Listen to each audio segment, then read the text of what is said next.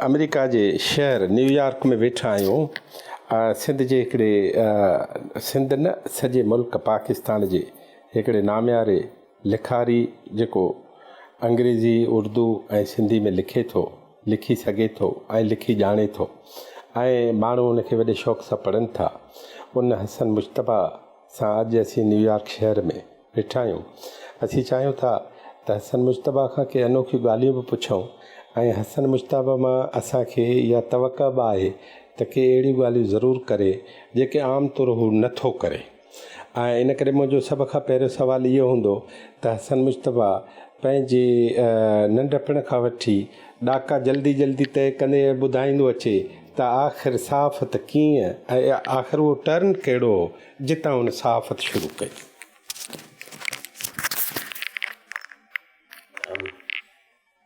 शुरुआत में घोटकी ज़िले में कई पंहिंजे जिते आउं पैदा थियुसि। उन खां पोइ तालीम मुंहिंजी हुते हैदराबाद। ऐं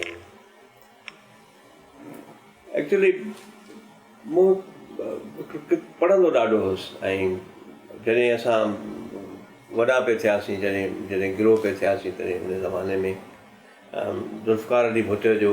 पोयों दौरु हो ऐं ॾाढो जमहूरी दौर बि हो, पर मां हुनखे पॉपुलर डिक्टेटरशिप बि चवंदुसि। तमामु हुन में जेके तव्हां ॾिसो हिकिड़ो अहिड़ो दौरु हुजे जंहिंमें एट ए टाइम तव्हांखे हिकिड़े वक़्तु 40 रिसाला ऐं मिलनि ऐं जेका किताब मिलनि ऐं पोइ अचानक उहे बंदि थी वञनि ॾाढा ऐं तव्हां जेको आहे सो हिकिड़ी जागृता वारी जदोजहद सां बि सलाहियल हुजो ऐं हुन में तव्हां जेको मां सम्झो जेको सही यूनिवर्सिटी जेका ज़िंदगी जी, उहा मुंहिंजा दोस्त हुआ जेके पढ़ियल लिखियल माण्हू हुआ, जंहिंमें मां चवंदुसि ज़ाहिद मखदूम हिकिड़ो इदारो हो, सैफ बनवी, अनवर पीरज़ादो ऐं इहे माण्हू हुआ ऐं बदकिस्मती क़िस्मती निरंजन कुमार, इहे माण्हू हुआ जेके नवां किताब, नवां लाड़ा उहो खणी ईंदा हुआ, नयूं ॻाल्हियूं खणी ईंदा हुआ। त ईअं असां पंहिंजी जेको आहे सो शुरूआति कई। उन पोइ मूं उन दौरान मूं हिकिड़ो किताबु पढ़ियो जेको हुयो उन किताब जो जेका डेडिकेशन हुई उहा ॾाढी अजीब हुई। उहा हुई त दुनिया जे उन समूरनि माण्हुनि जे नाले जेके पावर में यकीन नथा कनि। ऐं ओरियाना फलासी जो किताबु हो, इंटरव्यू विद हिस्ट्री, जॾहिं मूं उहो पढ़ियो ऐं उन खां पोइ शेख अज़ीज़ खां मुतासिर ऐं मुंहिंजे ख़्याल में शेख अज़ीज़ जो जेको किताबु आहे सिंधी अमली सहाफ़त में, उहो जेका सिंधी सहाफ़त जी बाइबल आहे ऐं अहिड़े नमूने जेको इंटरव्यू विद हिस्ट्री हो, मूं सोचियो इंटरव्यू विद हिस्ट्री में जेके अनोखियूं तव्हां चयो अनोखियूं ॻाल्हियूं, जेके अनोखियूं ॻाल्हियूं ओरियाना फलासी करे थी, जीअं हर माण्हू खां पुछे थी, हर लीडर खां उन पुछो त तूं अलाह खे ख़ुदा खे मञींदो आहीं, ख़ुदा खे मञींदी आहीं? तक़रीबन सभिनी हुनजो जवाबु ॾिनो, गोलमोल जवाबु ॾिनो। इंदिरा गांधी चयो न, ज़ुल्फ़कार अली भुट्टो गोलमोल जवाबु ॾिनो। ज़ाहिर ज़ुल्फ़कार अली भुट्टो ख़बर न आहे उनजो ज़ाती इहो बिलीफ जेको आहे माण्हू जो, हर माण्हू जो ज़ाती मामिलो थो थिए। पर मूंखे वणियो जॾहिं मूंखे सुवाल थी पुछे ऐं उन खां ॿिया बि ईगोइस्ट आया, जंहिं महिल आयतुल्ला ख़ुमैनी खां इंटरव्यू कयो जेको अध में जेको, सो मां सोचियो त मां अहिड़ी जर्नलिज़म ईअं लिखां जीअं जेको आहे सो लिखनि था, जीअं शेख अज़ीज़ जेको आहे। ऐं शेख अज़ीज़ साहिबु चवंदो हो पंहिंजे शागिर्दनि खे त घर खां निकिरो था, बस में वञो था, त तव्हां जेकॾहिं बस में वञो था त घर खां निकिरी था जॾहिं वापसि था अचो त तव्हांजी स्टोरी पूरी थींदी आहे। तव्हांखे हिकिड़ी स्टोरी मिले त घोटकी में वेठा हुआसीं, तमामु लाजवाब माण्हू हो गुलाम मोहम्मद कुंदर, उनजे घर ते, उनजी सरकारी जाइ ते, उते असांखे ख़बर पई त ज़ुल्फ़कार अली भुट्टो जेको आहे थोरो क्लबनि, जुवाखाननि, शराब खे बंदिश विझी छॾी आहे जेको आहे सो। पर इहो ज़ाहिर आहे त हिकिड़े साॼी धुर खे हुन ख़ुशि करण लाइ इहो कयो पिए। ऐं पोइ अचानक ख़बर पई त मार्शल लॉ लॻी वियो, त उहा बि मूं तक़रीर ॿुधी हुई, जीअं हालांकि कंहिं हीअं लिखियो त हुनजे मार्शल लॉ में इहो हो त गोली जो आर्डर हो केरु ॿ ॾींहं, ईअं कथन कोन हो मार्शल लॉ में मूं, पर मूंखे यादि आहे त ज़ियाउल हक़ जेको आहे आङुर सां पंहिंजी तक़रीर, पढ़ियल तक़रीर पंहिंजी वॾी मूं वांगुरु मुछ जे क़ाइदो हेठां, मुछ जे हेठां जेको चप हुउसि हुनखे जेको आहे हेठे चप सां आङुर सां थुकणी, हुन पनो हुनजो वर्क उथलाए पिए ज़ियाउल हक़ जी इहा ॻाल्हि जेको नोट कई। त इहो जेको मार्शल लॉ लॻी आहे उन खां बाद में ई सॼियूं। पर उन में हिकिड़ी ॻाल्हि थी त मुस्लिम अख़बार जो मां पढ़ंदड़ थियुसि, सॼो मूंखे शौक़ु हूंदो त मां अंग्रेज़ी जो पढ़ां, ऐं उन में लिखंदो जीअं माण्हू लिखंदा हुआ उन में सुठा माण्हू करे लिखंदा हुआ मुशाहिद हुसैन जूं सुठियूं स्टोरियूं हूंदियूं हुयूं हिकिड़ो अजीब इत्तेफ़ाक़ थियो त वरी हा त इहे जॾहिं वरी हिकिड़ो अहिड़ो दौरु आयो जंहिंमें उन मार्शल आर्ट जे दौरान 85 जो जेको दौरु हो उन में बज़ाहिर उहे पाबंदियूं हटियूं माना इहे पाबंदियूं हटियूं त हाणे तव्हां जेको आहे लिखी सघंदा हुन में पर इहो बि दौरु हुन खां पहिरियों इहो आयो जेको आहे मूंखे मज़े जी ॻाल्हि जेको मूंखे पहिरीं मिली असाइनमेंट जो जर्नलिस्टिक जॉब मिलियो मां शुक्रगुज़ार आहियां जेकॾहिं मदद अली सिंधी मूंखे सिंध न्यूज़ में जॉब न ॾिए हा त जेको आहे सो मां वधीक जेको आहे सो अॻियां न वधां हा मदद अली सिंधी मूंखे इनकरेज कयो भली मदद अली सिंधी मुंहिंजो दोस्त बि आहे ऐं पसंदीदा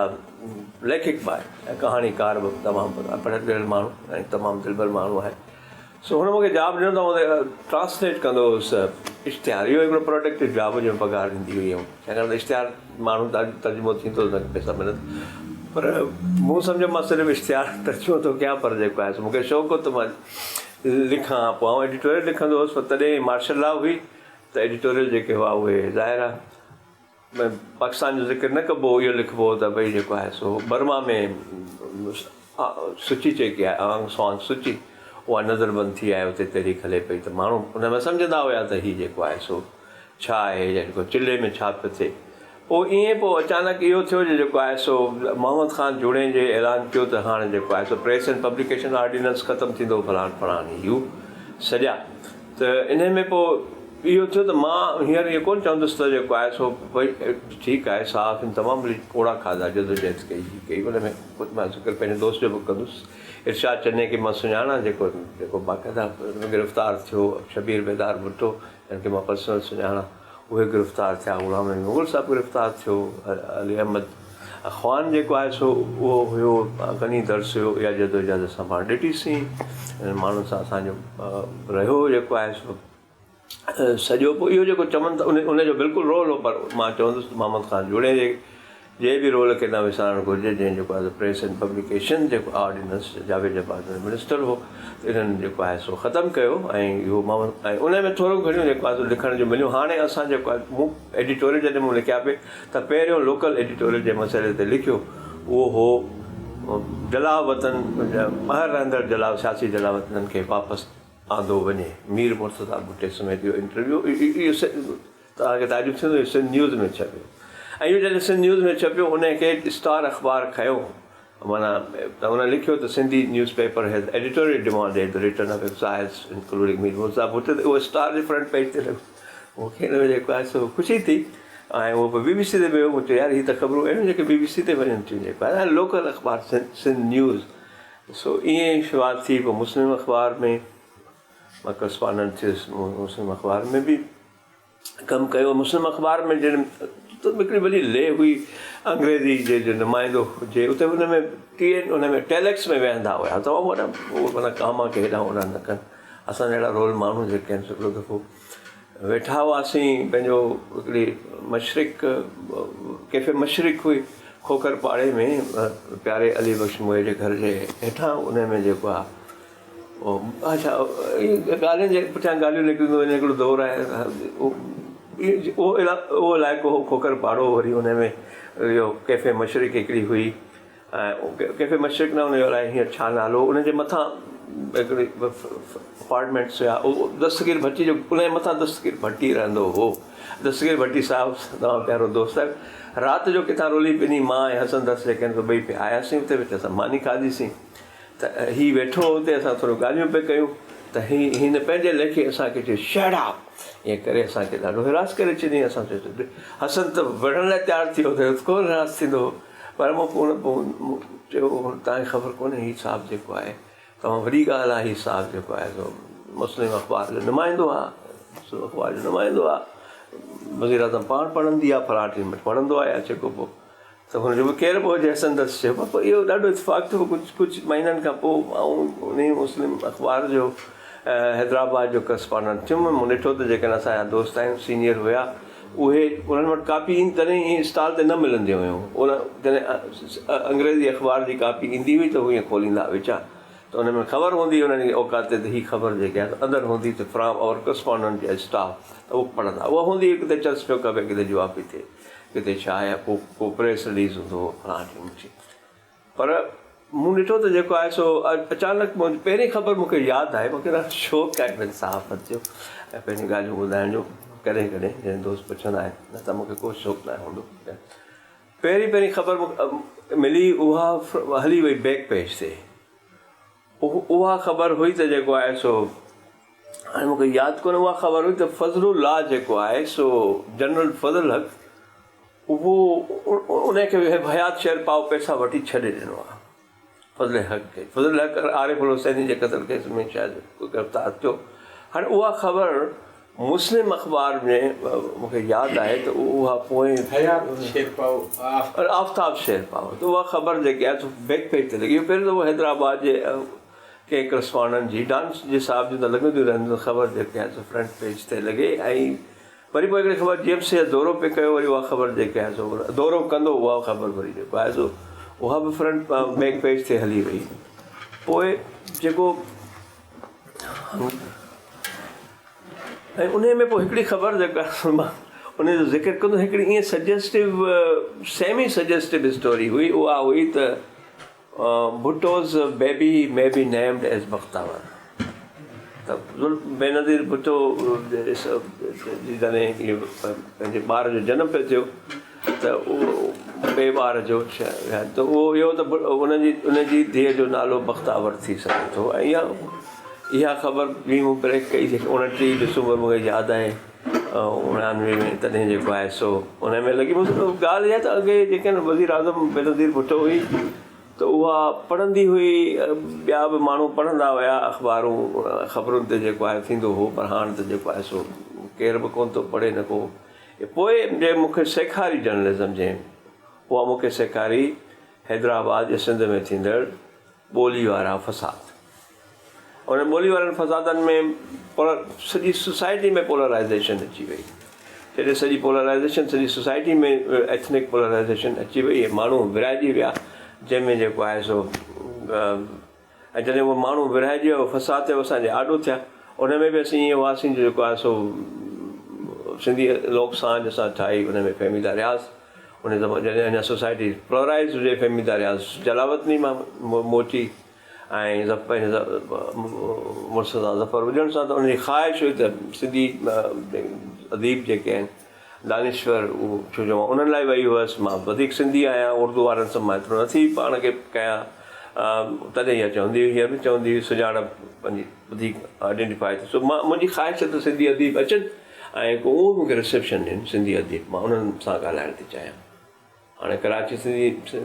अदबी संगत उनखे लाइ छो कोन ॾिनो पर असां सिंधी लोक सांझ हिकिड़ी तंज़ीम नंढड़ी असां हुनखे Karachi press Hyderabad press club में फहिमीदा रियाज़ खे मिलियासीं असां चयो असीं तोखे ॾियणु था चाहियूं रिसेप्शन सिंधी राइटर जेके नौजवान आहियूं ऐं हू हुते हुन चयो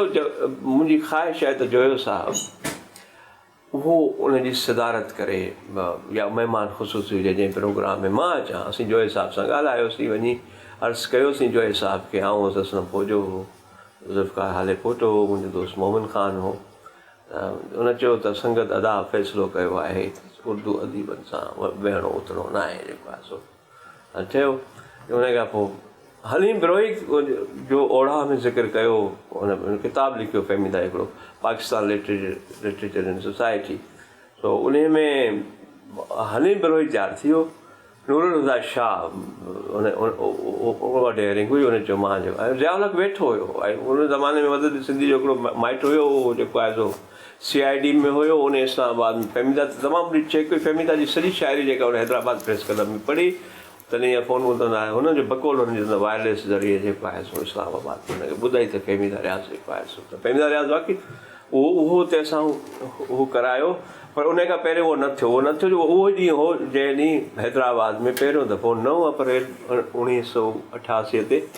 हंगामा फुटी निकिता हैदर तव्हांखे यादि हूंदो हैदर चौक वारे जेको आहे सो मसइले ते हैदर चौक वारे मसइले ते जेको आहे सो हंगामा फुटी निकिता पर उनजे बाबति ॿिए हफ़्ते वरी इहो प्रोग्राम थियो ऐं उहो हैरत लॻंदी त असां हैदराबाद प्रेस क्लब में अनऑथोराइज़ प्रोग्राम कयो हो, छाकाणि त असां वटि तरफ़ पैसा न हुया फी जा, त उते असां वेंदा हुआसीं, साहब बि ॻाल्हाईंदा न हुआ।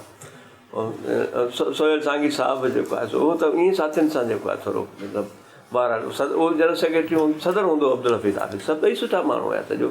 असां मोहन खान ही फलाणा टीना वटीना इन असां प्रोग्राम जेको आहे सिंधी लोक स्थान जो बग़ैर ऑथोराइज़ेशन जे अञा दरख़्वास्त ॾियनि था, हाणे मीटिंग में मंज़ूर थींदी फलाण, असां करे छॾियो ख़बर अथई। लान जो प्रोग्राम थियो कई वेंदा अची वई, ऐं APMSO जे छोकिरा जेके ॿ टे हुआ सुठा, उहो मां चवंदुसि सुठा, उन्हनि जेको आहे उन प्रोग्राम खे शील्ड कयो, उन्हनि प्रोग्राम खे हू कयो, गार्ड कयो। उन प्रोग्राम में जमियत जा छोकिरा जीअं मुनवर अली ख़ान जेको मशहूरु मज़ाहिर शाइर आहे, उनजो पुटु मज़हर, उहो बि हो जमियत ऐं APMSO जे छोकिरनि ऐं आसिम आख़ोंद वारनि इन्हनि असांजो साथ ॾिनो। प्रोग्राम ओयो साहब हुन में आयो, उहो प्रोग्राम ॾाढो सुठो थियो। सो ॻाल्हि इहा आहे त पोलराइज़ेशन हुई, फसाद हाणे थियणु शुरू थिया। मां सोचियो त